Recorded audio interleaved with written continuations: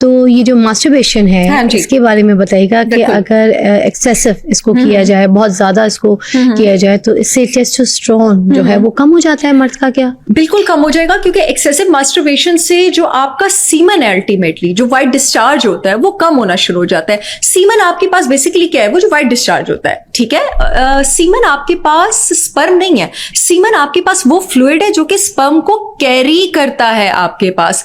अगर आप excessive masturbation करते हैं या एक्सेसिव सेक्सुअल एक्टिविटी करते हैं, ठीक है, और या विद मल्टीपल सेक्सुअल पार्टनर्स करते हैं, तो इसका मतलब है कि आपकी सेक्सुअल एक्टिविटी एक्सेसिव ही है, तो इसका आपका जो सीमन है वो कम होना शुरू हो जाता है वक्त से पहले।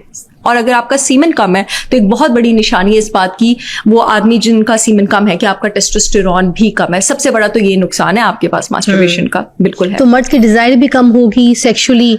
मर्द की डिजायर, इसलिए मैं साइकोलॉजिस्ट तो नहीं हूं, लेकिन मैं इस बात पर कमेंट जरूर करूंगी कि जितनी फैंटेसीज आप पालेंगे, जितना ज्यादा आप एक्सपोजर लेंगे इस चीज को, उतना ही ज्यादा आपके लिए मुश्किल हो जाएगा सेटिस्फेक्शन अचीव करना with one partner. Common sense की बात है ना। फॉर एग्जांपल जैसे जो लोग पोर्नोग्राफी में है, अब पोर्नोग्राफी में वो जो चीजें देख रहे हैं, जो एक्टिविटीज देख रहे हैं, उनकी घर में बैठी बिरयानी बनाने वाली बीवी, मेहनत करने वाली बीवी, कामकाज करने वाली बीवी, तो उनकी वो सारी फैंटेसीज पूरी नहीं कर सकती है।